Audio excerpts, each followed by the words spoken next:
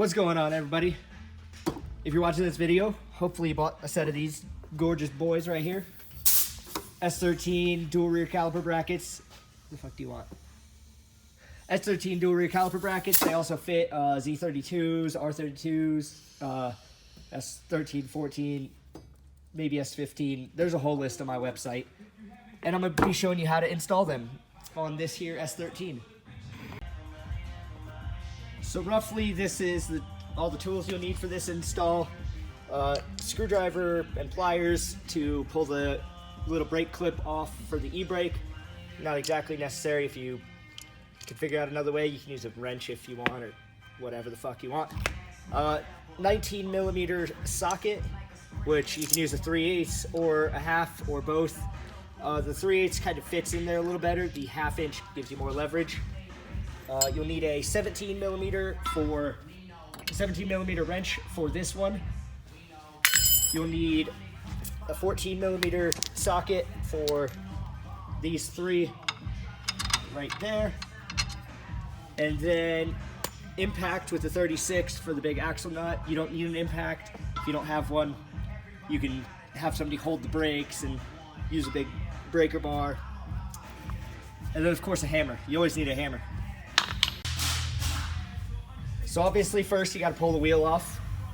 You should know how to do that. If you don't know how to pull the wheel off, pause this video right now and give up.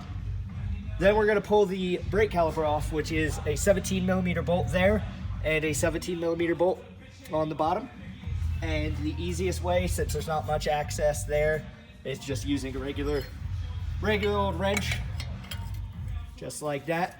You can give her a good whack with a hammer, pull that off. And if you're going from factory S13, factory whatever brakes, and not already having Z brakes, you're gonna want to pull the e-brake cable off. It's a little dark in here. So start by pulling that clip, popping that off, and then you can pull this right off of there. And then you can unbolt the caliper, the banjo bolt from right there. Then to make your life a little easier, you're gonna pull the big axle nut, so then you can access the 4 bolts. Boom, boom, boom, boom.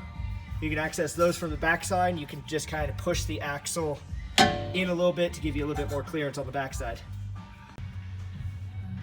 So now what you're gonna have to do is use a Sawzall or angle grinder or whatever cutting tool, maybe a hacksaw if you're really broke, and cut off right there and right there to make room for the new bracket. And the new bracket goes just like this. Boom. You just gotta cut those off to get them out of the way. Once you get them off, you get chopped off. Now's a good time to just throw some cheapo black spray paint at it.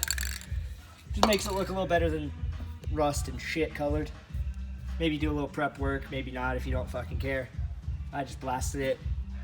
All these arms will eventually be changed out, so I'm not worried about those, because you should go adjustable with those to be a cool guy. And now once the paint dries, we're gonna throw one of the brackets on. And if you messed up any of your hardware pulling it out, don't worry, because I include all brand new hardware. These are for the hub, like that guy right there.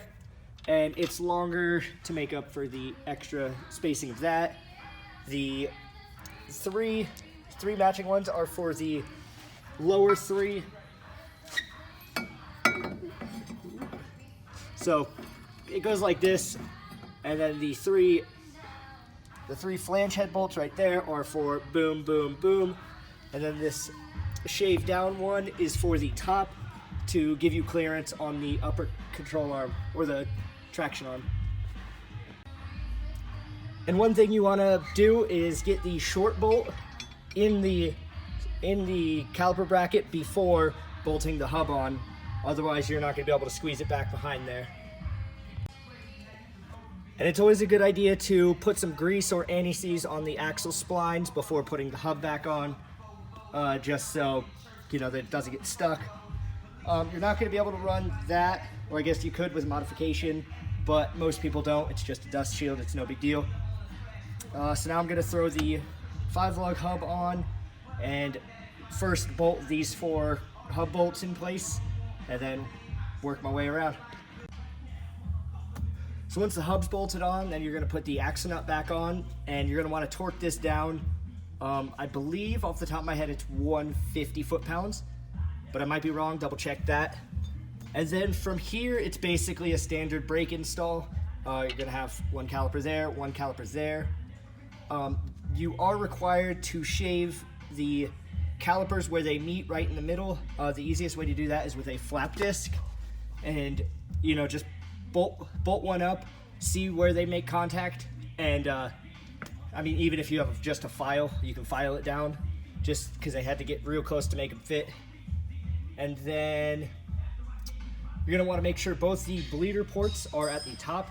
If the bleeder screws are at the bottom of the brake caliper, then it's not gonna work for you, and you're gonna have air in your system. But I hope that helped if you're trying to install one of these.